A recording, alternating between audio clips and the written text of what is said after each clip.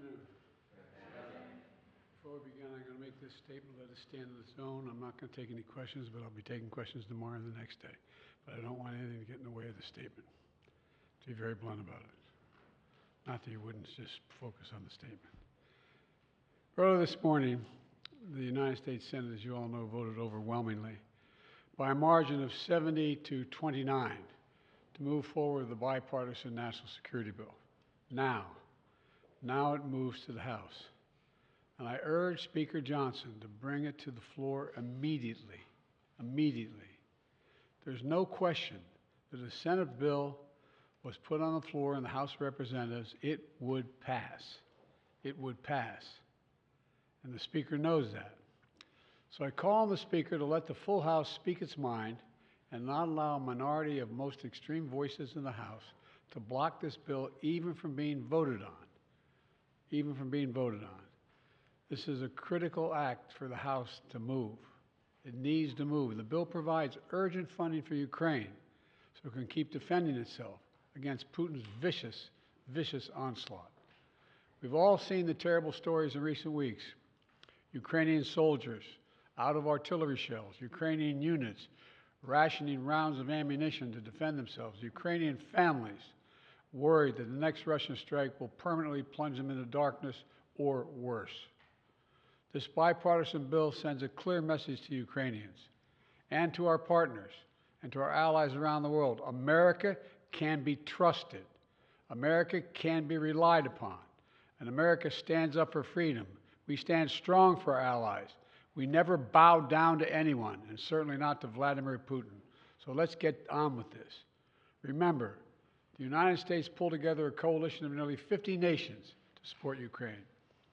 We unified NATO, expanded it. We can't walk away now. That's what Putin's betting on. He just flatly said that. Supporting this bill is standing up to Putin. Opposing it is playing into Putin's hands. As I've said before, the stakes in this fight extend far beyond Ukraine. If we don't stop Putin's appetite for power and control in Ukraine, he won't limit himself just to Ukraine. And the cost for America and our allies and partners is going to rise. For Republicans in Congress who think they can oppose funding for Ukraine and not be held accountable, history is watching. History is watching. History is watching. Failure to support Ukraine at this critical moment will never be forgotten. I want to be clear about something, because I know it's important to the American people. While this bill sends military equipment to Ukraine, it spends the money right here in the United States of America, in places like Arizona, where the Patriot missiles are built, in Alabama, where the Javelin missiles are built, in Pennsylvania, Ohio, and Texas, where artillery shells are made. And the way it works is we supply Ukraine with military equipment from our stockpiles, and then we spend our money replenishing those stockpiles so our military has access to them. Stockpiles that are made right here in America by American workers. That not only supports American jobs and American communities, it allows us to invest in maintaining and strengthening our own defense manufacturing capacity. Look, this bill meets our national security priorities in the Middle East as well. It includes greater support for our troops serving in the region, who continue to defend against militia attacks backed by Iran. It also provides Israel with what it needs to protect its people against a terrorist group like Hamas and Hezbollah and others. And it will provide life-saving humanitarian aid to the Palestinian people who desperately need food, water, and shelter. They need help. And finally, this bill includes critical funding for our national security priorities in Asia, because even as we focus on the conflicts in Gaza and Ukraine, we must not take our eye off our national security challenges in the Pacific. It's the responsibility of a great nation, and we are a great nation that the rest of the world looks to. And I mean that. The rest of the world looks to us. The stakes are already high for American security before this bill was passed in the Senate last night. But in recent days, those stakes have risen. And that's because the former president has sent a dangerous and shockingly, frankly, un-American signal to the world. Just a few days ago, Trump gave an invitation to Putin to invade some of our NATO allies. He said if an ally didn't spend enough money on defense, he would encourage Russia to, quote, do whatever the hell they want, end of quote. Can you imagine a former president of the United States saying that? The whole world heard it. The worst thing is he means it. No other president in our history has ever bowed down to a Russian dictator. Well, let me say this as clearly as I can. I never will.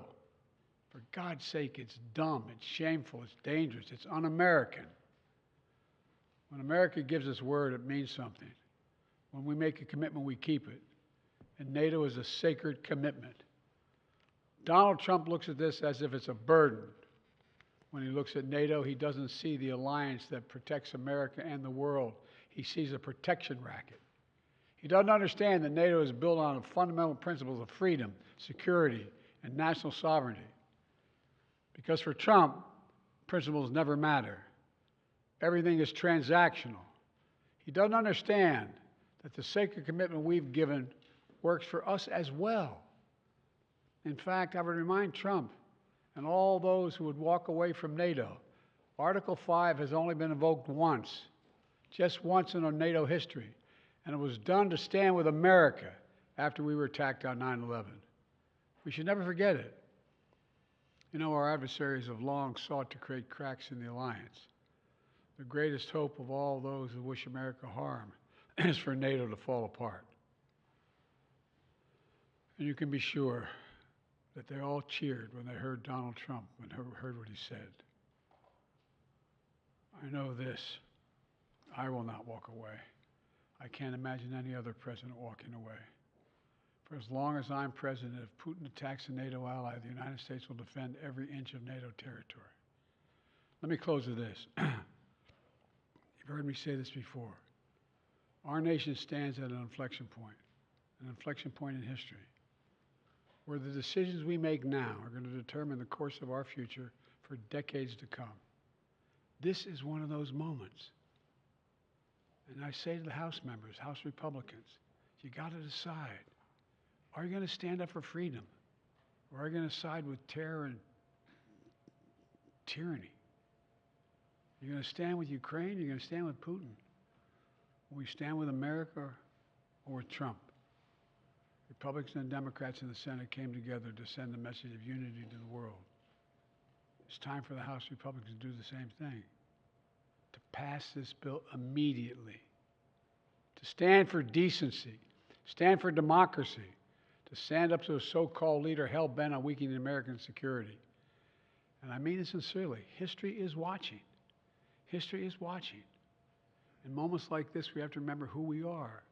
We're the United States of America. The world is looking to us. There's nothing beyond our capacity when we act together. In this case, acting together includes acting with our NATO allies. God bless you all. May God protect our speakers. And I promise I'll come back and answer questions later. Thank you.